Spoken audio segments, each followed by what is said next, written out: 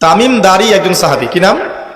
তামিম দারি রাদিয়াল্লাহু আনহু। তিনি একবার 30 জন বা 40 জন সাথীকে নিয়ে সাগরে সফর করতে শুরু করলেন।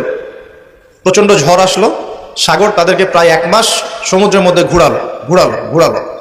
এক পর্যায়ে একটা দ্বীপে তারা নোঙর করতে পারলেন। সেই দ্বীপে তারা একটা প্রাণীকে দেখতে পেলেন, যেই প্রাণীর গায়ে প্রচুর লোম ছিল। কি ছিল? লোম। এত বেশি লোমকূপ যে তার চেহারা কোনটা আর পিছন দিক কোনটা এটা আইডেন্টিফাই করা যাচ্ছে না। এবং বিস্ময়কর বিষয় হচ্ছে এই প্রাণী কথা বলা শুরু করলো। তারা বলল, তোমরা কারা? তারা বলল, আমরা আরব থেকে এসেছি। এরকম কিছু কনভারসেশন হলো। তখন সেই প্রাণী বললেন বা বলল, তোমাদের অপেক্ষা করছে একজন ব্যক্তি, আমার সাথে আসো। তখন এই 30 জন বা 40 জন সাহাবী তারা তামিম দারির সাথে গেলেন। সাহাবী বলছে এই অর্থে যে তারা পরবর্তীতে মুসলিম হয়েছিলেন, এই ঘটনার পরে তারা মুসলিম হয়েছিল, আলহামদুলিল্লাহ। তো তারা গিয়ে দেখলেন শেকল দিয়ে একজন ব্যক্তিকে বাঁধা আছে, যেই ব্যক্তি খুবই শক্তিশালী, তাকে শেকল দিয়ে বেঁধে রাখা হয়েছে। এবং সেই ব্যক্তি তাদেরকে জিজ্ঞাসা করছিল, তোমরা কোত্থেকে এসেছো? তামিম দারি রাদিয়াল্লাহু আনহু তিনি বলছেন, আমরা মক্কা থেকে এসেছি, মদিনা মক্কা থেকে এসেছি। কি উদ্দেশ্যে? এই উদ্দেশ্যে। তোমাদের সেখানে একজন ব্যক্তি আছে মুহাম্মদ, তার কি খবর? তামিম দারি রাদিয়াল্লাহু আনহু বলছেন, তার খবর হচ্ছে বালতির মতো। কিসের মতো? বালতির মতো। কখনো তিনি বিজয় লাভ করছেন, কখনো আবার মুশরিকরা বিজয় লাভ করছে। মানে বদরের যুদ্ধে তিনি জয়লাভ করেছেন, উহুদের যুদ্ধে আবার মুশরিকরা মুসলিমদেরকে বিপর্যয়ের সম্মুখীন করেছেন। জিজ্ঞাসা করলেন, তাবারিয়া হ্রদ চেনো? তিনি বলছেন, হ্যাঁ চিনি। তাবারিয়া হ্রদে কি পানি আছে? তামিম দারি রাদিয়াল্লাহু আনহু বলছেন, হ্যাঁ পানি আছে। এই ব্যক্তি তখন বলছে, অতি শীঘ্রই সেখানে কোনো পানি থাকবে না। আবার প্রশ্ন করছেন, বাইসানের খেজুর গাছের নাম শুনেছ? তামিম দারি বলছেন, শুনেছে। সেখানে কি খেজুর আছে? তামিম দারি বলছেন, প্রচুর খেজুর আছে। এই ব্যক্তি বলছে যে অতি সত্বর সেখানে কোনো খেজুর থাকবে না। এরকম কিছু কথা বলার পরে তামিম দারি তাকে জিজ্ঞাসা করলেন, আপনি কে? এত প্রশ্ন জিজ্ঞাসা করছেন, তুমি কে? তোমার পরিচয় দাও। তখন এই ব্যক্তি বলছিলেন, আমার পরিচয় তোমরা খুব শীঘ্রই জানতে পারবে। অতি শীঘ্রই আমি এই শেকল থেকে মুক্ত হব এবং পুরো পৃথিবীতে আমি 40 দিন রাজত্ব করব। কতদিন? 40 দিন। তবে মক্কা এবং মদিনায় আমি প্রবেশ করতে পারবো না, কারণ সেখানে প্রবেশ করতে ধরলেই দেখা যাবে আল্লাহর ফেরেশতারা খোলা তরবারি হাতে মক্কা মদিনা পাহারা দিচ্ছে। তবে আমি আমার পরিচয় জানিয়ে দিচ্ছি, আমি হচ্ছি তামিম দারি রাদিয়াল্লাহু আনহু। তিনি এসে এই ঘটনা নবী সাল্লাল্লাহু আলাইহি ওয়াসাল্লামকে বললেন। বলার পরে নবী সাল্লাল্লাহু আলাইহি ওয়াসাল্লাম তার চেহারাটা উজ্জ্বল হয়ে উঠল। তিনি মিম্বরে দাঁড়িয়ে বললেন, আমি কি তোমাদেরকে বলিনি এইরকম একটা সত্তার কথা, এমন একটা ভয়ঙ্কর ফিতনার কথা? সাহাবীরা বললেন, হ্যাঁ আপনি বলেছিলেন। তামিম দারি আজকে সেটাই দেখে এসেছে, তোমাদেরকে সেই ঘটনা সে ব্যক্ত করছে। এখান থেকে আমরা বুঝতে পারলাম যে একটা দ্বীপের মধ্যে বন্দী ছিল বা আছে, হয় ছিল বা আছে। এখন ছিল না এখনো আছে, এর উত্তর খুঁজতে হলে একটা হাদিস দেখতে হবে। এটা কোন হাদিস? সহিহ মুসলিমের। নবী সাল্লাল্লাহু আলাইহি ওয়াসাল্লাম মদিনায় বসবাস করছেন, মক্কা থেকে হিজরত করে মদিনায় এসেছেন। মদিনায় মাশাআল্লাহ তিনি ইসলামিক রাষ্ট্র প্রতিষ্ঠা করেছেন। বদরের যুদ্ধ হয়েছে, উহুদের যুদ্ধ হয়েছে, খন্দকের যুদ্ধ হয়েছে। ইসলামের একটা পুরো খিলাফা স্টেট যেটা আমরা বলি সেটা কায়েম হয়েছে। এর মধ্যে খবর এলো একটি মায়ের একটা সন্তান হয়েছে, এই সন্তানটার সাথে যে আলামত এগুলো মিলে যাচ্ছে। ঠিক আছে, এই সন্তানের নাম হচ্ছে ইবনে সাইয়্যিদ। কি নাম? ইবনে সাইয়্যিদ। তো নবী সাল্লাল্লাহু আলাইহি ওয়াসাল্লাম ওমর রাদিয়াল্লাহু আনহু এবং অন্যান্য সাহাবীদেরকে নিয়ে ইনভেস্টিগেট করতে গেলেন। ইনভেস্টিগেট করতে গিয়ে তাকে ডাকলেন, ইবনে সাইয়্যিদকে ডেকে বললেন, তার চুলগুলো কোঁকড়ানো ছিল, চুলের মতোই। চোখের মধ্যে একটু সমস্যা ছিল, কারণ আমরা জানি ডান চোখে একটু সমস্যা থাকবে। আঙ্গুর কালার দেখেছেন? আঙ্গুর চোখটা অনেকটা আঙ্গুরের মতো হবে, ফোলা। ইবনে সাইয়্যিদের কাঠামোটা মিলে যাচ্ছিল। নবী সাল্লাল্লাহু আলাইহি ওয়াসাল্লাম তাকে ডেকে বললেন, তুমি কি দেখো? ইবনে সাইয়্যিদ বলছে, আমি আরশ দেখি। কি দেখি? আরশ বোঝেন তো?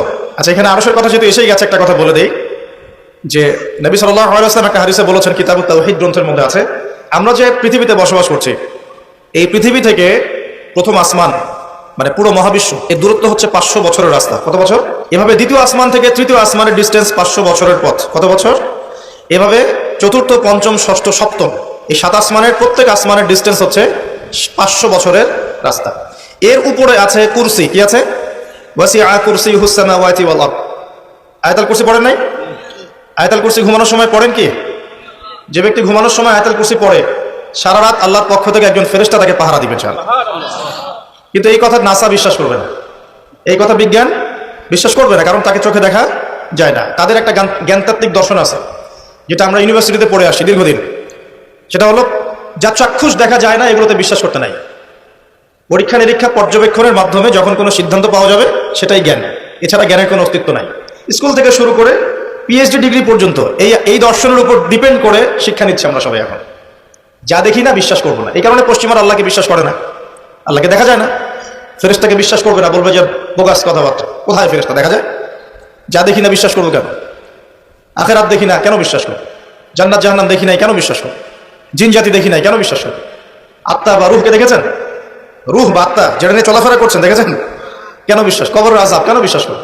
এই কারণে তাদের দর্শন যেহেতু প্রোটেস্ট্যান্ট ভার্সনের জ্ঞানে বিশ্বাস করে, চাক্ষুষ দর্শন যেটা সেটাই জ্ঞান, এর বাইরে জ্ঞানের কোনো অস্তিত্ব আছে এটা বিশ্বাস করে না। এই কারণেই তারা ইমানের 6 পিলারের কোনো পিলারই বিশ্বাস করে না।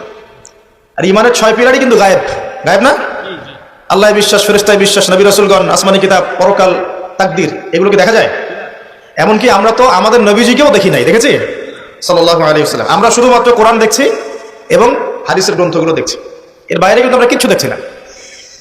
তো তারা আবার পরিকল্পিতভাবে তাদের দর্শনটাকে প্রতিষ্ঠা করার জন্যে এবং আমরা যে গায়েবে বিশ্বাস করি এই দর্শনটাকে এলিমিনেট, বাতিল করার জন্যে কিছু শব্দ চালু করেছে। একটা শব্দ মৌলবাদী, একটা শব্দ ধর্মান্ধ। থামেন, ঠিক বেঠিক বলার দরকার নাই, ঠান্ডা মাথায় লেকচার শোনেন। কোরআন সুন্নাহর কথা ঠিক বললেও ঠিক, না বললেও কি ঠিক কিনা বলেন? আচ্ছা, পশ্চিমারা তাদের দর্শনটাকে বাস্তবায়ন করার জন্য, যে আমরা চোখে যা দেখি তাই বিশ্বাস করব, এর বাইরে কিছুই বিশ্বাস করব না, এই দর্শনটাকে সাবিত করার জন্য এবং আমাদের যে গায়েবে বিশ্বাস, অদৃশ্যে আমরা বিশ্বাস করি, এটাকে এলিমিনেট, বাতিল করার জন্য এই শব্দ দুটো চালু করেছে। যখন আপনি বলবেন আমি বিনা বাক্য ব্যয়ে আল্লাহকে বিশ্বাস করি, মালায়েকা বিশ্বাস করি, নবী রাসূল বিশ্বাস করি, পরকাল, কবর আযাব, জান্নাত জাহান্নাম সব বিশ্বাস করি, তারা আপনাকে বলবে আপনি ধর্মান্ধ। কারণ আপনি অন্ধভাবে বিশ্বাস করছেন। তো আপনি অন্ধভাবেই বিশ্বাস করছেন। তো আপনি কি প্রমাণ করতে পারবেন জিন জাতির অস্তিত্ব? আপনি কি ল্যাবরেটরিতে বসে বসে, আমরা যে ফিজিক্স, কেমিস্ট্রি, বায়োলজির ল্যাবরেটরিতে করছি না প্র্যাকটিক্যাল, এই প্র্যাকটিক্যাল কাজগুলোর মধ্য দিয়ে কি আপনি আত্মার অস্তিত্ব প্রমাণ করতে পারবেন নাকি? যারা হার্ট স্ট্রোক করে মারা যাচ্ছে, হচ্ছে না, আমরা কি বলছি? হৃদযন্ত্রের ক্রিয়া বন্ধ হয়ে মারা গেছে, ইন্না লিল্লাহি ওয়া ইন্না ইলাইহি রাজিউন, মাইকিং করে বেড়াচ্ছে, তাই না? হৃদযন্ত্রের ক্রিয়াটা বন্ধ হলো কিভাবে? এর ভিতরে কিছু একটা তো ছিল যেটা এখন নাই। একটা ডেড বডির মধ্যে কিছু একটা নাই যেটা একজন জীবিত মানুষের দেহের মধ্যে আছে। আপনার দেহে কি আছে যেটা একটা মৃত মানুষের দেহে নাই? বলেন কি নাম এটা? এই রুহটা কি পশ্চিমারা কি বিশ্বাস করাতে পারবেন? গিলাতে পারবেন? গিলাতে গেলে বলবে আপনি ধর্মান্ধ। কথা বোঝার চেষ্টা করেন কেন তারা শব্দগুলো ছড়িয়ে দিয়েছে। আর যখন আপনি এই মৌলিক বিষয়গুলো মেনে চলবেন তখন আপনাকে বলবে মৌলবাদী হয়ে গেছে। অথচ এই মৌলিক বিষয়গুলো মেনে না চললে কিন্তু আপনি মুসলিমই হতে পারছেন না। কেউ যদি আত্মায় বিশ্বাস না করে, জিন জাতিতে বিশ্বাস না করে, আপনার আল্লাহ অদৃশ্য বিশ্বাস না করে, আখেরাত অদৃশ্য জগৎ বিশ্বাস না করে, জান্নাত জাহান্নাম, কবরের আযাব, মিজান, পুলসিরাতে বিশ্বাস না করে, সে কি মুসলিম হতে পারবে কিনা বলেন দেখি এবার। তাহলে মুসলিম হতে হলে আমাকে আল্লাহর কথা, আল্লাহর বাণীকে চোখ বন্ধ করে বিশ্বাস করতেই হচ্ছে। কোনো কোনো ক্ষেত্রে আল্লাহ পাকের আদেশের সামনে আত্মসমর্পণ করতে হচ্ছে বিনা বাক্য ব্যয়। এক্সাম্পল দিচ্ছি, এই যে ইব্রাহিম আলাইহিস সালামের ছেলেকে বলেছিলেন আল্লাহ পাক, বলেছিলেন, যার ফলশ্রুতিতে আমরা ঈদুল আজহা পালন করি না। আচ্ছা দেখেন, ইব্রাহিম আলাইহিস সালামকে আল্লাহ পাক বলছেন 3 দিন স্বপ্ন দেখিয়ে তোমার ছেলেকে করতে হবে, পরীক্ষা তোমার জন্য একটা। এবং তিনি গিয়ে তার সন্তানকে বলছেন, ইন্নী আরা ফিল মানামি আন্নী আযবাহু, হে আমার সন্তান, আমি স্বপ্নে দেখেছি আমি তোমাকে করছি, ফানজুর মাযা তারা, তোমার রায় কি আমাকে বলো। সন্তান বলছে ইসমাঈল আলাইহিস সালাম, ইয়া আবাতি ফাআল মা তু'মার, হে আমার বাবা, আল্লাহ আপনাকে যা আদেশ করেছেন তাই করুন, সাতাজিদুনি ইনশাআল্লাহু মিনাস সাবিরিন, ইনশাআল্লাহ আপনি আমাকে ধৈর্যশীল পাবেন। এই ছেলের বয়স কিন্তু আমাদের এই ইয়াং জেনারেশনের চেয়ে অনেক কম। যে জেনারেশন রাত 3টায় অ্যালার্ম দিয়ে যে আর্জেন্টিনা খেলা দেখতে ওঠে, এই জেনারেশনের চাইতে ইসমাইলের বয়স কিন্তু অনেক কম। তার বয়স তখন হয়তো 10 বা 12 বা 14। কি শিক্ষা দিলেন তার পিতা তার মা তাকে, যে আল্লাহর আদেশের সামনে জীবন দিতেও তার কোনো পরোয়া নাই। বলছে আব্বা আপনি যা স্বপ্ন দেখেছেন, আল্লাহ আপনাকে যা আদেশ করেছেন আপনি করেন। তাহলে কোন শিক্ষার ঘাটতি আমাদের মধ্যে আছে ভাবতে হবে না এগুলো। ইব্রাহিম আলাইহিস সালাম কিন্তু তার সন্তানকে মানুষ করেন নাই, মনে রাখবেন। তিনি মাঝে মাঝে আসতেন, যাওয়া আসা করতেন, কারণ তার আরেকটা পরিবার ছিল, সারা আলাইহিস সালাম, তার আরেকটা পরিবার ছিল, 2 স্ত্রী। তো তাকে মানুষ করেছেন কিন্তু তার মা হাজারা আলাইহিস সালাম। কোন মা? যেই মাকে ইব্রাহিম রেখে আসছেন কাবা ঘরে, মনে আছে? খাবারও ছিল না, পানিও ছিল না। তিনি বলছেন আপনি কেন রেখে যাচ্ছেন ইব্রাহিম আলাইহিস সালাম বলেন আল্লাহর হুকুমে। এখন এই মা বলছেন যে যদি আপনি আল্লাহর হুকুমে আমাকে রেখে যান, আমাদেরকে রেখে যান, ইনশাআল্লাহ আল্লাহ পাক আমাদেরকে ফেলে দিবেন না। তো এই মায়ের গর্ভ থেকে ইসমাইল হবে না তো কি আমাদের মা বোনদের গর্ভ থেকে ইসমাইল হবে? আমাদের মা বোনরা এখন কি করে? সারাদিন যে মুভিজ, যে সিরিয়ালস, স্বামীকে সম্পত্তির জন্য প্যারা দিতে দিতে স্বামীর হার্ট স্ট্রোক করে ফেলে। বহু স্বামী আছে হারাম খাইতে চায় না, স্ত্রী পাল্লায় পরে হারাম খায়। হ্যাঁ, আমি কিছু প্র্যাকটিক্যাল কথা বলছি। বহু স্বামী আছে হারাম খেতে চায় না, সন্তান সন্ততির স্ত্রীদের চাপে পড়ে তাকে 2 নাম্বারই করতে সে বাধ্য হয়। কেন করে? পরিবারের জন্য করে। আমরা কিন্তু বোকা পুরুষ মানুষ, আমরা যারা আছে আমরা কিন্তু আসলে বোকা জাতি, জানেন? আমার বয়স অনেক কম যদিও আপনাদের চাইতে, তবে আমি কিছু বিষয় ফিল করেছি আমার লাইফে, যেটা আমি মনে করি আলহামদুলিল্লাহ আল্লাহ পাক আমাকে নিয়ামত দিয়েছে। যেমন আমি ফিল করেছি আমার লাইফে যে মানুষের আল্লাহ ছাড়া আপন বলতে কেউ নাই, এটা আমি ফিল করেছি। আল্লাহ পাক ছাড়া একজন মানুষের সত্তাগত আপন, আপনার সত্তা আত্মাগত আপন বলতে আসলে কেউ নাই পৃথিবীতে। যারা আছে আমাদের আশপাশে সবাই সবার স্বার্থে থাকে, সবাই সবার প্রয়োজনে থাকে। প্রয়োজন শেষ হলে আপনাকে চিনবেও না নাকি। আমি যখন ইন্তেকাল করবো এমন হবে 40 দিন পর কেউ আমাদের কবর জিয়ারত করবে কিনা সন্দেহ আছে। এগুলো বাস্তবতা। আর আমরা বোকা কেন জানেন? আমরা এই দুনিয়ার মানুষদের স্বার্থেই, আমার আশপাশের মানুষগুলোর স্বার্থেই সারা জীবন আল্লাহর বিরুদ্ধে চলি, হারাম খাই, সুদ খাই, ঘুষ খাই, দুর্নীতি করে ওদের মুখে হাসি ফোটানোর জন্য। যেই মানুষগুলো আমাকেই চিনবে না পরকালে, দুনিয়াতেই মারা গেলে আমাকে চিনবে না, তো সেই মানুষগুলোর জন্য আমি আল্লাহর বিরুদ্ধে চলে যাই। আমরা বোকা না? আর দেখবেন যেসব পুরুষের সৎ থাকতে চায় তারা শেষ বয়সে খুব একা হয়ে পড়ে। খেয়াল করে দেখেন, যে পুরুষটা সৎ থাকতে চায় শেষ বয়সে গিয়ে দেখবেন তারা খুব একাকিত্বে ভুগছে। এখন একটা কমন সমস্যা, এটা অনেক প্রবীণ মানুষ যারা আছেন তারা কিন্তু একাকিত্বে ভোগেন, খুব একাকিত্বে ভোগেন। স্ত্রী দেখছে না, সন্তান খোঁজ খবর নিচ্ছে না, বন্ধু বান্ধবরা নাই, হ্যাঁ, বৃদ্ধাশ্রমে গিয়ে পড়ে আছে। পরিবারগুলোতে এখন পুরুষ নির্যাতন বেড়েছে আর কি। হ্যাঁ, কথা একটু ভিতর থেকে বোঝার চেষ্টা করবেন। হ্যাঁ, নারী নির্যাতন তো আছেই, আমরা জানি। এমন দুশ্চরিত্রের লম্পট অনেক পুরুষ আছে সমাজে, যৌতুকের জন্য মেয়েদেরকে চাপ দেয়, স্ত্রীদেরকে চাপ দেয়, তাই না? শারীরিক মানসিক নির্যাতন করে না? মেয়েদের প্রতিও চরম নির্যাতন হয়, কিন্তু পুরুষদের উপরেও কিন্তু দিন দিন নির্যাতন বাড়ছে। আমরা কিন্তু এই সেন্সে বোকা হয়ে গেছি। চালাক হবো কখন? যখন আমরা আমাদের দুনিয়ার প্রতিটা কাজ আল্লাহর সন্তুষ্টির জন্য করব। দুনিয়ার প্রতিটা কাজ যদি আমরা আল্লাহর সন্তুষ্টির জন্য করি, তাহলে আমরা কারো ব্যবহারে কথায় কষ্ট পাবো না ইনশাআল্লাহ। কারণ আমাদের সালাত, ইন্না সালাতি ওয়া নুসুকি মাহইয়ায়া ওয়া মামাতি, আমাদের সালাত সব স্যাক্রিফাইস, জীবন মৃত্যু কার জন্য? আল্লাহর জন্য। আল্লাহর কাছে আমার এক্সপেকটেশন থাকবে যে আল্লাহর কাছে আমি চাই, কোনো মানুষের কাছে কোনো এক্সপেকটেশন নাই, তখন আপনি কষ্ট পাবেন না। জীবনে সুখে থাকার ফিলোসফি অফ হ্যাপিনেস হচ্ছে এটা। জীবনে সুখে থাকার, সুখী হওয়ার, এই দুনিয়ার জীবনে সুখী হওয়ার ফিলোসফি হচ্ছে আল্লাহ ছাড়া কারোর কাছে আশা করেন, এবং আল্লাহ ছাড়া অন্য কারোর জন্য কোনো কিছু করতে চান না, আল্লাহকে সন্তুষ্ট করার জন্য করতে চান। ইনশাআল্লাহ আল্লাহ পাক আপনাকে সবকিছুই দিবে ইনশাআল্লাহ। সম্মান, মর্যাদা, প্রতিপত্তি, মানুষের ভালোবাসা সবই পাবেন যদি আপনি আল্লাহর হয়ে যান। আমি একটু ভিতরে চলে আসি আর কি, বাইরে আসি আবার, আসেন। তো এই যে কুরসির কথা বলছিলাম, আয়াতুল কুরসি কেন তেলাওয়াত করবেন? কারণ রাত্রেবেলা একজন মালাক বা ফেরেশতা আপনাকে পাহারা দিবে ইনশাআল্লাহ। আর পশ্চিমাদের দর্শন বলে দিলাম, ওরা কিন্তু এই অদৃশ্যের জগতে বিশ্বাস করে না। এই কারণে আমরা যারা অদৃশ্যের জগতে বিশ্বাস করি, আমাদেরকে এইসব সাম্প্রদায়িক শব্দ দিয়ে তারা সারা বিশ্বের বুকে আন্ডারস্টিমেট করার চেষ্টা করেছে। এগুলো ধরতে হবে ওরা। সামনে আসেন। এখন কুরসির পরে কি আছে? এই কুরসির উপরে আছে একটা মহাসাগর। কি আছে? মহাসাগর। নাসা কি বলেছে এখন পর্যন্ত? এই জন্য আমরা কেউ বিশ্বাস করি না। কালকে যদি দেখবেন নাসা বলে দেয় হ্যাঁ একটা মহাসাগরের সন্ধান পাওয়া গেছে, পৃথিবী থেকে লক্ষ কোটি আলোকবর্ষ দূরে, নাম দিয়ে দিল যে .FM0000mm2, একটা নাম দিয়ে দিল। ওরা তো এরকম নাম দেয় আর কি, তাই না? তখন কিন্তু দেখবেন সারা বিশ্বের মানুষ চোখ বন্ধ করে বিশ্বাস করবে কি না? আমরা কিন্তু আল্লাহর প্রতি চোখ বন্ধ করে বিশ্বাসের জায়গায় এই পশ্চিমাদের উপর এখন চোখ বন্ধ করে বিশ্বাস করি। কি বুঝেন? এটা কিন্তু শিরক হচ্ছে, এটাও শিরক হচ্ছে। তো একটা কথা মিস করে গেছি, ইব্রাহিম আলাইহিস সালাম করার যে পরীক্ষায় পড়েছিলেন, তখন কিন্তু তিনি প্রশ্ন করেননি আল্লাহকে, আল্লাহ একজন মাসুম বাচ্চাকে কেন করবো? এর পিছনে যুক্তি কি, এর পিছনে বিজ্ঞান কি, এর পিছনে দর্শন কি? প্রশ্ন করেছিলেন তিনি। একদম সামি'না ওয়া আতা'না, আল্লাহ পাক আদেশ করেছেন, চোখ বন্ধ করে পালন করতে গিয়েছে। ইব্রাহিম আলাইহিস সালাম অন্ধভাবে আল্লাহর আদেশ মেনে চললেন না? আর ইব্রাহিম আলাইহিস সালাম সবচেয়ে বড় মুসলিম না আমি সবচেয়ে বড় মুসলিম? বলেন, কে এই উম্মার নামকরণ করেছেন মুসলিম? সূরা হজ পড়ে দেখেন, হুয়া সাম্মাকুমুল মুসলিমিন। এই হুয়া মানে কে? মিল্লাতে আবিকুম ইব্রাহিম, ইব্রাহিম আলাইহিস সালামের মিল্লাত, তিনি তোমাদের পিতা, যিনি তোমাদের নামকরণ করেছেন কি? মুসলিম। আর আমাদের আদি পিতা হচ্ছেন আদম আলাইহিস সালাম। তো দেখুন প্রিয় ভাইরা, এই মহাসাগরের উপরে আছে কুরসি, যার কথা আমি বলতে গিয়ে এখানে আসলাম। ইবনে সাইয়্যিদ কি বলছে? সে কি দেখে মনে আছে না ভুলে গেছেন? ইবনে সাইয়্যিদ কে? নবী সাল্লাল্লাহু আলাইহি ওয়াসাল্লাম যাকে ইনভেস্টিগেট করছেন মদিনায়, কোথায়? খেয়াল রাখেন, তামিমদারি দ্বীপে দেখে আসছেন। কোথা থেকে আসছেন? দ্বীপে। আর নবী সাল্লাল্লাহু আলাইহি ওয়াসাল্লাম ইনভেস্টিগেট করছেন কোথায়? মদিনায়। আচ্ছা, তো এখন এই ব্যক্তি বলছে আমি আরশ দেখি। নবী সাল্লাল্লাহু আলাইহি ওয়াসাল্লাম বলে আরশ কোথায়? সে বলছে আরশ পানির উপরে। কোথায়?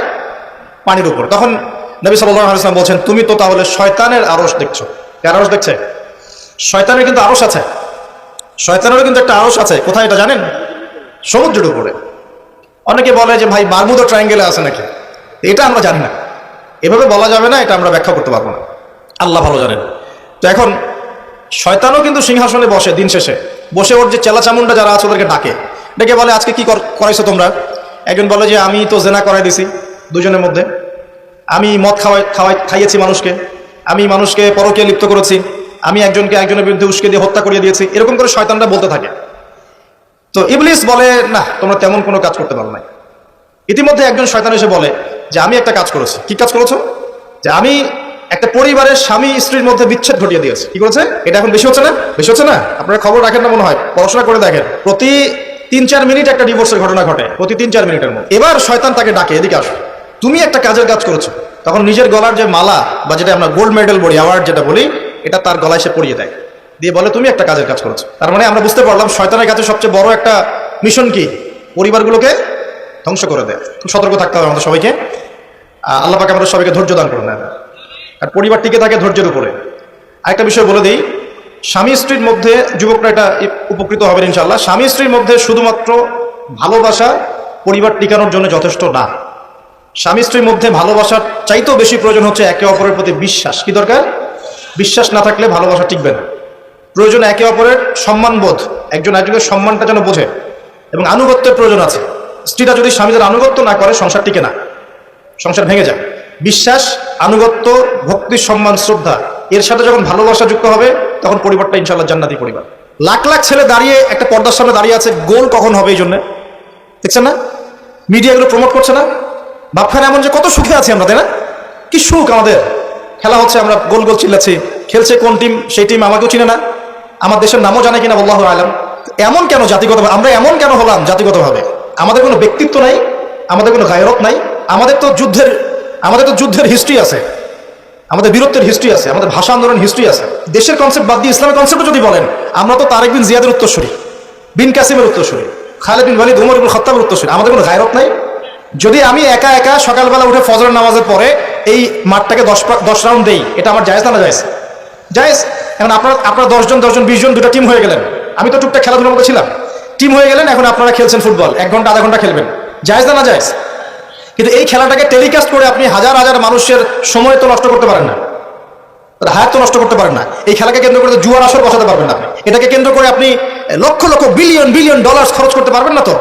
অথচ আপনার পাশেই প্রতিবেশী রাষ্ট্র না খেয়ে মারা যায়, আমাদের পাশেই মিডল ইস্টের পাশেই প্রতিবেশী রাষ্ট্র না খেয়ে শিশুরা আছে। প্রতিবেশী না খেয়ে থাকে, আমি পেট ভরে খাই, আমি মুমিন নাকি? প্রতিবেশী না খেয়ে থাকে আর আমি পেট ভরে খাই, আমি কি মুমিন নাকি? আর সারা বিশ্ব এই দিকে মানুষকে ফোকাস করে রেখেছে, বিশ্বের একটা অংশ এই দিকে ফোকাস করে রেখে তাদের এজেন্ডাগুলো ঠিকই বাস্তবায়ন করছে না। রমজান মাস আসে, দেখবেন রমজান মাস যখনই আসে দেখবেন যে নির্যাতন বেড়ে যায় উম্মার উপর। যে সময়ে উম্মার ইকোনমিক অবস্থা ভালো না, সামরিক অবস্থায় তাদের মুখোপেক্ষী হয়ে থাকতে হচ্ছে, যে সময় আমাদের ভিতরে পলিটিক্যাল বিরোধগুলো দেখা দিচ্ছে, আমরা ইউনাইটেড হতে পারছি না, যে সময় যুব সমাজরা মাদকে আসক্ত হয়ে আছে, পর্নোগ্রাফিতে আসক্ত হয়ে আছে, দিনের ইলম কালাম অর্জন করছে না, নামাজ ঠিক মতো পড়ছে না, কোরআন তেলাওয়াত করা শিখছে না, যে সময়ে ইভেন আলেম ওলামাদের মধ্যে ঐক্য দেখা যাচ্ছে না, যে সময়ের মধ্যে আমরা পরিবারগুলোর ভাঙন দেখতে পাচ্ছি, আমাদের পরবর্তী প্রজন্ম কোন পরিবেশে বড় হবে সেই নিশ্চয়তা দিতে পারি না। এই সমাজটা পরিবর্তনের দায়িত্ব আমাদের কারো ঘাড়ি নাই। শুধু কি পলিটিশিয়ানদের দায়িত্ব? শুধু কি প্রশাসনের দায়িত্ব? আমাদের সবাইকে নাকে তেল দিয়ে ঘুমানোর জন্য পৃথিবীতে আসছে। এই যুব সমাজ তো জানেই না, বোঝেই না ওদেরকে কি কারণে এই পৃথিবীতে পাঠানো হয়েছে। সে যে মুসলিম, তার যে দায়িত্ব কর্তব্য আছে, আল্লাহ পাক যে তাকে সৃষ্টি করেছেন তার ইবাদত করার জন্য এবং আল্লাহর জমিনে দিনটার প্রচার প্রসার ঘটানোর জন্য, তার কোনো ফিকির আছে? একটা পর্দার সামনে দাঁড়িয়ে সে আধা ঘন্টা 1 ঘন্টা 1.5 ঘন্টা সময় নষ্ট করে ফেললো, তার ফিজিক্যাল কোনো উপকারও কিন্তু নাই। আছে? কোন জায়গায় আপনি বাচ্চাকে রেখে যাচ্ছেন চিন্তা করে দেখে নেবেন। একটা ছোট্ট বাচ্চার ইজ্জতের কোনো গ্যারান্টি পাচ্ছি না আমরা।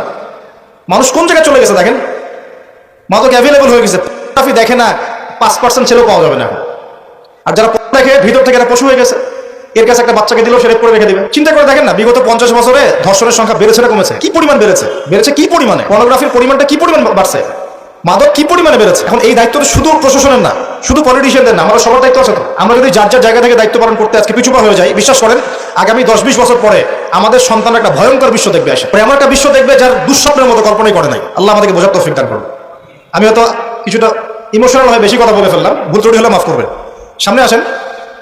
আমি বুঝাচ্ছিলাম যে এই 3টা জায়গা থেকে বের হবে এবং তার সাথে জয়েন হবে কারা? এবং এক শ্রেণীর নারী যাদেরকে আপনি ঘরে রাখতে পারবেন না। উদাহরণ দিকে এত দূর চলে গেছে। আরেকটা জায়গার কথা আসছে যে বের হবে শাম এবং ইরাকের মাঝামাঝি একটা রাস্তা থেকে। শাম মানে হচ্ছে জর্ডান, লেবানন, এই যে পুরো কন্টিনেন্টটা আছে, এটার নাম শাম। কি নাম? শাম সিরিয়ার মধ্যে। আর ইরাক হচ্ছে এই যে আমাদের ইরাক তো চিনেন, এর মাঝখান থেকে একটা রাস্তা থেকে বের হবে, একটু ভূগোল ঘাটবেন, একটু জিওগ্রাফি পড়ে দেখবেন, ওর মাঝখানে এখন একটা রাষ্ট্রের জন্ম হয়েছে। এই রাষ্ট্রটা আজকে থেকে 100 বছর আগে বিশ্বের বুকে ছিল 1914 সালের আগ পর্যন্ত এরকম কোন রাষ্ট্রের অস্তিত্বই বিশ্বের বুকে ছিল না। বিগত 100 বছরে এটা অস্তিত্ব লাভ করেছে, নাম আপনারা সবাই জানেন। এবং সেখানে শুধু রাষ্ট্র গঠন করেই তারা ক্ষান্ত হয় নাই, কিন্তু ওই যে বললাম 70,000 দিবি ইস্পাহানের, বললাম না? তার মানে অন্য হাদিসের লিঙ্ক করে দেখা যায় নবীজি বলছেন যে সে বিশ্ব শাসন করবে এবং তার ফলোয়ার্স হবে কারা? মানে কারা? তো সে যদি রাষ্ট্র কায়েম অলরেডি করে ফেলে এবং সেখানে যদি বিশ্বের সমস্ত জায়গা থেকে সেও যায় এবং ওরা সেখানে শক্তিশালী হয়ে যায়, সশরীরে বের না হলেও তার অনুসারীরা কি বের হয় নাই? বোঝেন নাই কথা? বুঝছেন? এখন তার অনুসারীদের একটু অবস্থা দেখেন। বিশ্বের বড় বড় সেক্টরগুলোর কথা আমি জাস্ট মেনশন করে দিই। Politics, economics, finance, military section এবং মিডিয়া। বড় বড় 5-6টা সেকশন। একটা সেকশন আমাকে দেখাবেন যেটা ওদের নিয়ন্ত্রণের বাইরে আছে? এমন কোন সেকশন নাই। এখানে শিক্ষিত মানুষ যারা তারা আমার কথা বুঝতে পারবে। বিশ্বের এমন কোন সেকশন নাই যেটা ওদের নিয়ন্ত্রণের বাইরে। ইভেন এই যে প্রযুক্তিগুলো আমরা ইউজ করছি, এগুলো সবকিছু ওদের নখদর্পণে আছে। এখন আমাকে একটা কোয়েশ্চেন উত্তর দেন যে যদি আপনি বিশ্ব রুল করতে চান তাহলে আপনাকে বিশ্বের এই বড় বড় সেকশনগুলোকে রুল করতে হবে না? শ্রীলঙ্কা কি পারবে বিশ্বের অর্থনীতিকে নিয়ন্ত্রণ করতে? পারবে না, কারণ তার নিজের কোনো ইকোনমিক বেস নাই। পারবে কি? পারবে সারা ওয়ার্ল্ডের পলিটিক্সকে নিয়ন্ত্রণ করতে? পারবে না। মনে করেন কি পারবে সারা বিশ্বের ফাইন্যান্স এগুলো নিয়ন্ত্রণ করতে পারবে? সেখানে তো মানুষ অনুদানের উপর তারা চলছে না, তাদের তো জানমালের নিরাপত্তাই নাই। তার মানে যে বা যারা বিশ্ব শাসন করবে এবং তার অনুসারীরা, তাদেরকে বিশ্বের বড় বড় সেকশনগুলো তো রুল করতে হবে, তাই না? কি সশরীরে বের না হলেও, সে সশরীরে না আসলেও তার ফলোয়ার্স যারা, তারা কিন্তু অলরেডি রাষ্ট্র কায়েম করেছে, বিশ্বের বড় বড় সেকশন নিয়ন্ত্রণ করছে এবং ঐক্যবদ্ধ হয়েছে, রাজধানীও ঘোষণা করে ফেলেছে। এবার কি মিলাতে পারছেন কথা যে কোন দিকে আমি ফোকাস করছি? এবার আসেন, তাদের সাথে লড়াই করার ক্ষমতা সবার থাকবে না, এটাও সত্য। কারণ আসবে সে তাদেরকে নিয়ে বিশ্বের 40 দিন পুরো ম্যাসাকার করবে, পুরো বিশ্বটাকে 40 দিন সে শাসন করবে, যার প্রথম দিনটা হবে 1 বছরের সমান। কত বছর? কিভাবে হবে আল্লাহ জানেন, আমি ব্যাখ্যা করতে পারবো না।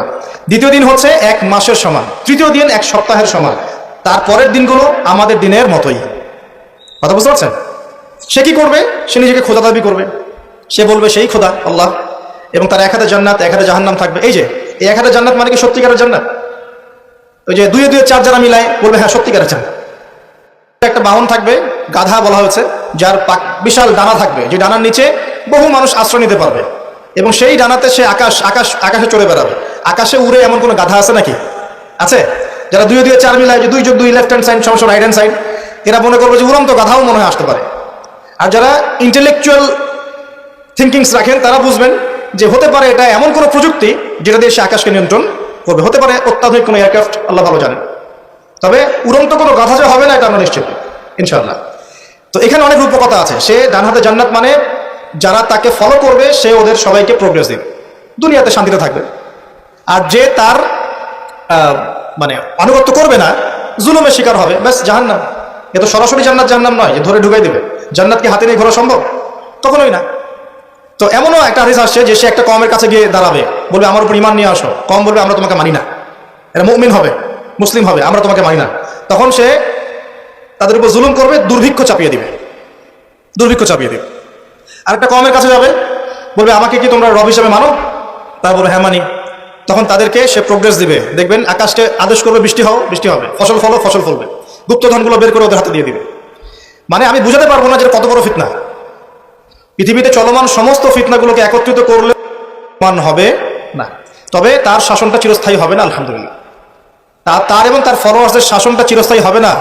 তারা যে মনে করে বসে আছে যে এই সত্যিকারের, সে সত্যিকারের তারাই করার চেষ্টা করেছিল। তার নাম কি? ঈসা আলাইহিস সালাম। তিনি হচ্ছেন সত্যিকার। আল্লাহ পাক তাকে উঠিয়ে নিয়েছেন, তাকে আল্লাহ পাক নামাবেন দামেস্কে, এবং তার হাতেই এই মিথ্যা মাসিহের মৃত্যু লেখা আছে ইনশাআল্লাহ তাআলা। এবং তারপর ঈসা আলাইহিস সালাম তার ফলোয়ার্স বা তার অনুসারীদেরকে নিয়ে বিশ্বের শান্তি প্রতিষ্ঠা করবেন ইনশাআল্লাহ। এটা সামনে আছে, মানে ইতিহাস শেষ হবে, সভ্যতা শেষ হবে নবী ঈসা আলাইহিস সালামের হাতে। এটা কত বছর বাকি আছে এটা আমরা বলতে পারবো না।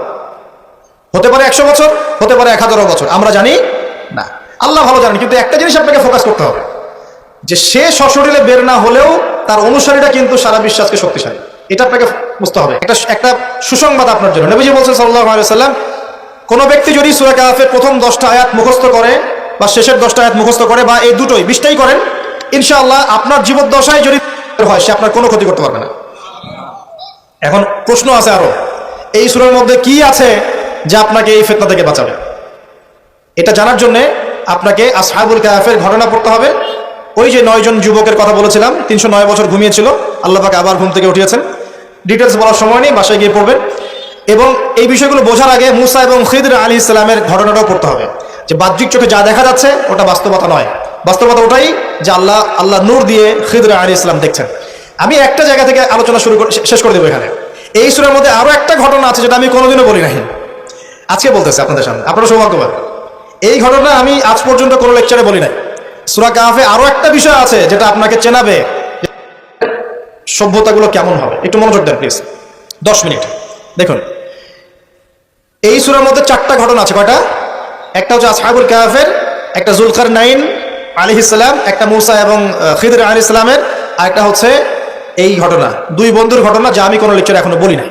আল্লাহ পাক এই সূরার মধ্যে একটা বিস্ময়কর ঘটনা বলছেন। 2 বন্ধুর। কয়জন বন্ধু? এক বন্ধু প্রচন্ড ধনী, এমন ধনী যে আল্লাহ পাক তাকে বড় বড় বাগান দিয়েছেন, খেজুরের, আঙ্গুরের, হ্যাঁ, বিশাল বিশাল বাগান। এবং তার মধ্য দিয়ে নদী চলছে। নদী, একটা নদী চলে যাচ্ছে ভিতর দিয়ে, 2 পাশে বাগান। তাহলে কত বড় প্রপার্টি চিন্তা করেন, একটু চিন্তা করেন। আমরা তো বিঘা আর এই যে শতকের হিসাব করি না। আল্লাহ বলছেন যে 2টো বিশাল জান্নাত দিয়েছিলাম তাকে, মানে বাগান দিয়েছিলাম, ফলের বাগান, মাঝখান দিয়ে নদী প্রবাহিত হচ্ছে।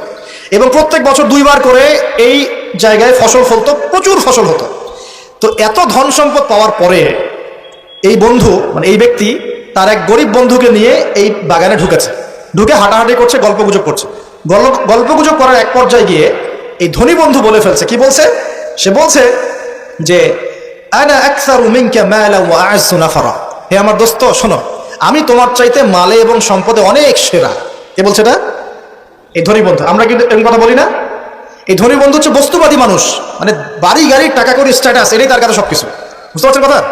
সে তার বন্ধুকে বলছে তুমি তো গরিব, আমি তোমার চেয়ে অনেক সেরা টাকায়, পয়সায়, ধন দৌলতে। এমন মানসিকতা আমাদের মধ্যে আছে না অনেকের?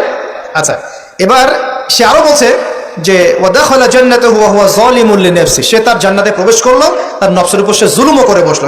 কিভাবে জুলুম করলো? এভাবে সে বলছে ক্বালা মা আযুন্নু আন তাবিদা হাযিহি আবাদা। কে বলছে এটা? এই ধনী বন্ধু। সে বলছে, হে আমার গরিব বন্ধু শোনো, আমি মনে করি না, আমি বিশ্বাসই করি না, আমি মনে করি না যে আমার এই প্রপার্টি কখনো ধ্বংস হয়ে যাবে। আমি এটা বিশ্বাস করি না। বুঝতে পারছেন? ওই যে আমি পরকালে বিশ্বাস করি না, কিয়ামতে বিশ্বাস করি না, আখিরাতে বিশ্বাস করি না। কোন সভ্যতা বলেন? আচ্ছা, সে বলছে যে মা আযুন্নু আন তাবিদা হাযিহি আবাদা। আমি বিশ্বাস করি না, আমি মনে করি না যে এই প্রপার্টি কখনো ধ্বংস হতে পারে। ওয়া মা আযুন্নু সাআতা কায়িমা। আর আমি এটাও মনে করি না যে কিয়ামত কখনো হবে। বুঝতে পারলেন কথা? আমি এটাও বিশ্বাস করি না যে কখনো। জি, শেষ করছি আমি। তার মানে কি, এই বন্ধুটা বস্তুবাদী না? সে পরকালে বিশ্বাস করে না, কিয়ামতে বিশ্বাস করে না। সে তার ধন সম্পত্তির মোহে এত আসক্ত হয়ে গেছে যে সে মনে করে যে এটা কখনো আমার থেকে যাবে না। এমন চিন্তা আমাদের মধ্যে আছে না? এই চিন্তাটাকে আধুনিক পরিভাষায় বলা হয় মেটেরিয়ালিজম। কি বলা হয়? মানে বস্তুবাদ। মানে কি? বস্তুবাদ মানে ভোগবিলাস, বাড়ি গাড়ি, টাকা পয়সা, মত্ত থাকা, পরকাল বলে কিছু নাই। এই যে মেটেরিয়ালিজম। এখন এই বন্ধুটা বলছে, গরিব বন্ধু, একটু মনোযোগ দেন প্লিজ। এই বন্ধুটা বলছেন, গরিব বন্ধু, যে ক্বালা লাহু সাহিবুহু ওয়া ইউহাওয়ারু। গরিব বন্ধুটা তাকে বলছে আকাফারতা বিল্লাযী খালাকাকা মিন তুরাব। হে আমার ধনী বন্ধু, তুমি কি সেই সত্তার সাথে কুফরি করছো যে তোমাকে মাটি থেকে সৃষ্টি করেছেন? সুম্মা মিন নুতফা, এরপর তোমাকে মায়ের গর্ভে নুতফা আকারে রেখেছিলেন।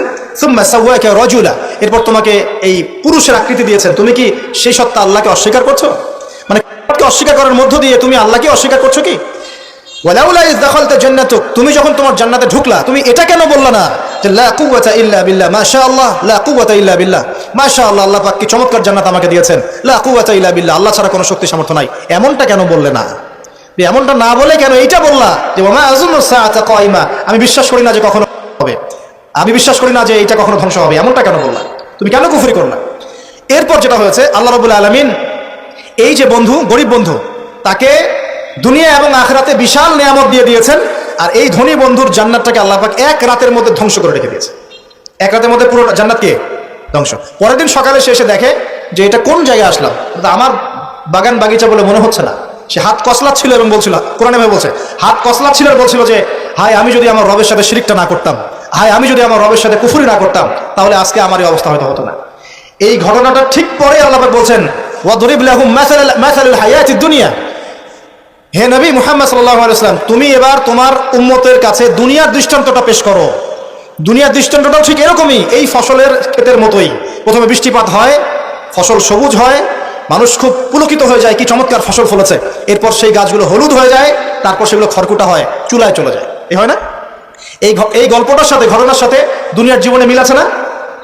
এটা কোন সূরায় আছে? কাহফে। আর এই সূরা আপনাকে থেকে বাঁচাবে না? এখানে আপনার হেদায়েত শোনেন। এবং তার অনুসারীরা এবং ওই সমসাময়িক ফিতনাময় যুগে বেশিরভাগ মানুষ বস্তুবাদী হয়ে যাবে, হয়ে যায় নাই? এবং বেশিরভাগ মানুষ এই দুনিয়ার ধন সম্পদ চাকচিক্যের মোহে পড়ে যাবে, পড়ে নাই? পড়েছে কিনা? পড়েছে। এবং শুধু তাই নয়, তারা পরকালীন কনসেপ্টগুলোকে অস্বীকার করা শুরু করবে। ওই যে বললাম, আল্লাহ, ফেরেশতা, মালায়েকা, আখিরাত এগুলো কিছু বিশ্বাস করবে না, মানুষকে ধর্মহীনতার দিকে নিয়ে যাবে।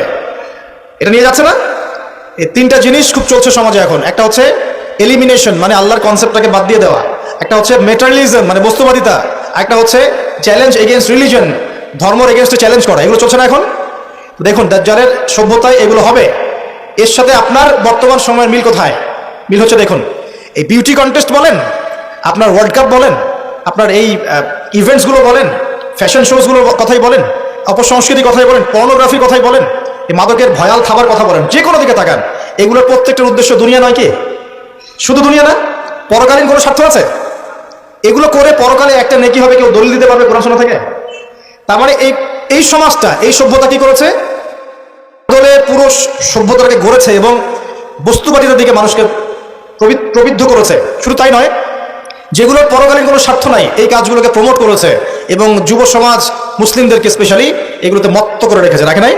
আল্লাহ পাক এখন বলছেন, জেনে রাখো, তোমরা জেনে রাখো, ইন্নামাল হায়াতুদ দুনিয়া লাইবুন ওয়া লাহুন, এই দুনিয়ার জীবনটাই খেলতামাশা, প্রতারণা। ওয়া যিনাতুন ওয়া তাফাখুরুন বাইনাকুম ওয়া তাকাসুর, একে অপরের প্রাচুর্য, ধন সম্পদের প্রতিযোগিতা ছাড়া কিছু না। ওয়া মাল হায়াতুদ দুনিয়া ইল্লা মাতাউল গুরুর, এই দুনিয়ার জীবনটা প্রতারণা ছাড়া কিছু নয়। আল হাকুমুত তাকাসুর হাত্তা যুরতুমুল মাকাবির, তোমরা প্রাচুর্যের মোহে মোহাচ্ছন্ন হয়ে আছো যতক্ষণ পর্যন্ত না তোমরা কবরে শায়িত হচ্ছ। কাল্লা সাউফা তা'লামুন, অবশ্যই তোমরা জানতে পারবে, কোশ্চিনকালেও নয়, অবশ্যই তোমরা জানতে পারবে। কাল্লা লা তুসআলুনা ইয়াওমা ইযিন আনিন নাঈম, তোমাদেরকে কিয়ামতের দিনে নিয়ামতগুলো সম্পর্কে জিজ্ঞাসিত হতে হবে। সূরা কাহফেই এই হেদায়েতটা আছে। এই দুই বন্ধুর ঘটনা আপনাকে দেখাবে কিভাবে বস্তুবাদী সভ্যতা এবং আল্লাহ ভীরু সভ্যতার কনফ্লিক্ট হয়। সর্বশেষে আল্লাহর অনুগত সভ্যতার জয় হয়েছে, বস্তুবাদী সভ্যতাকে আল্লাহ পাক ধ্বংস করে দিয়েছেন না? দিয়েছেন। এবং এই ঘটনার পরেই দুনিয়ার জীবনের দৃষ্টান্ত দেওয়া হয়েছে, যে দুনিয়ার জীবনটাকে আল্লাহ পাক বলেছেন খেলতামাশা, প্রতারণা ছাড়া কিছুই নয়। হ্যাঁ, কেউ যদি বলে খেলাধুলার কোনো দলিল কোরআনে আছে কিনা, আমি বলবো হ্যাঁ আছে। আল্লাহ পাক বলেছেন, ওয়া মা হাযিহিল হায়াতুদ দুনিয়া ইল্লা মাতাউল গুরুর ই'লামু আন্নামাল হায়াতুদ দুনিয়া লাইবুন ওয়া লাহু। অতএব খেলাধুলার দলিল কোরআনে আছে। আল্লাহ পাক বলছেন দুনিয়ার জীবনটাই তোমাদের খেলাধুলার প্রতারণা, ধোঁকা। কি বুঝলেন? এই দুনিয়ার জীবনটাই হচ্ছে খেলাধুলা, প্রতারণা, মোহ এবং ধোঁকা, এবং তোমাদের পারস্পরিক চাকচিক্যের প্রতিযোগিতা ছাড়া কিচ্ছু নয়।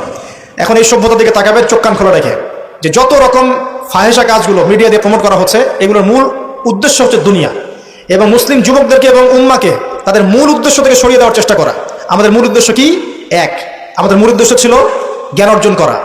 মূল উদ্দেশ্য ছিল জ্ঞান অর্জন করে আমল করা, আল্লাহ পাকের জমিনে দ্বীনের প্রচার করা। আমাদের পৃথিবীর মূল উদ্দেশ্য ছিল কি? পারিবারিক আদর্শ ঠিক করা, সন্তানদেরকে মানুষ করা, সমাজের কাঠামো ঠিক করা, হালাল খাওয়া, দ্বীনের দাওয়াতি কাজ করা, আল্লাহর জমিনে দ্বীনটাকে প্রচার করা, প্রসার করা, প্রতিষ্ঠার চেষ্টা করা, এগুলো আমাদের মূল উদ্দেশ্য ছিল। এখান থেকে সরিয়ে এনে আমাদের সবার চোখকে এখন বিভিন্ন আমোদ প্রমোদ ফুর্তির দিকে ফোকাস করে রাখা হয়েছে, এবং এর ফলশ্রুতিতে আমরা আমাদের দুনিয়াতে আসার উদ্দেশ্যটা কিন্তু ভুলে গেছি। প্রিয় ভাইয়েরা, সতর্ক থাকবেন। যে বিষয়টা যতটুকু লিমিট আছে, এই লিমিট ক্রস করতে যাবেন। যতটুকু করা জায়েজ আছে এতটুকু করবেন, যেগুলোতে জায়েজ নাই সেগুলো জায়েজ না। আল্লাহ রাব্বুল আলামিন আপনাদের সবাইকে ইসলামের বেসিক বিষয়গুলোর উপর টিকে থাকার তৌফিক দান করুন।